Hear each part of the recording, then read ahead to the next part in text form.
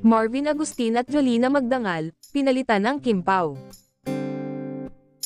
Unti-unti na namin nabubuo. Hindi na siya na-disappear.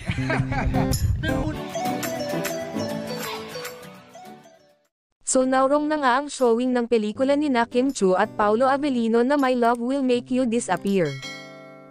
Supposedly February 12 daw ang showing ng pelikulang My Love Will Make You Disappear, na pagbibidahan ni Paolo Avellino at Kim Chu, pero dahil hindi pa tapos ang pelikula ay naurong ito sa March 26.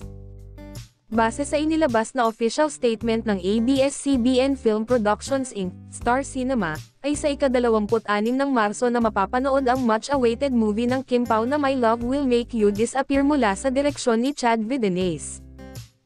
Ang nilalaman ng official statement, as part of Star Cinema's commitment to bringing Philippine films to a global audience, we are excited to announce the new playdate for the much-anticipated romantic comedy, My Love Will Make You Disappear, starring Kim Chu and Paolo Avellino. The film will now appear in cinemas worldwide starting March 26. The move comes in light of new developments and exciting opportunities to expand into the North American market. We are happy to share that global theatrical distributor Abram Orama and award-winning international entertainment marketing firm in Amoret Jones Media Consulting are collaborating again with Star Cinema in bringing the beautiful story to even more viewers, as they believe in the film's universal appeal that can captivate a broader audience. Sa aming opinyon ay nagugat ang official statement na ito ng Star Cinema nang mag-trending ang post ni Paolo sa kanyang X account nitong January 9 na, ma-experience ng Ana hindi tumapos ng pelikula. May sinabing dahilan na, ano naman kaya ang explanation sa statement na, ma-experience nga na hindi tumapos ng pelikula, ni Paolo. Ano kaya ang kumbansihang magaganap para tapusin nila ang masabing pelikula?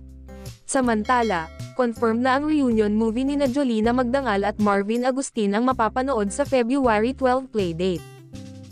Ito ang original playdate ng pelikula ni Paolo Avellino and Kim Chu na My Love Will Make You Disappear, pero sinabi na ng Star Cinema na may inaayos sila para sa international showing nun, kaya inilagay sa March 26.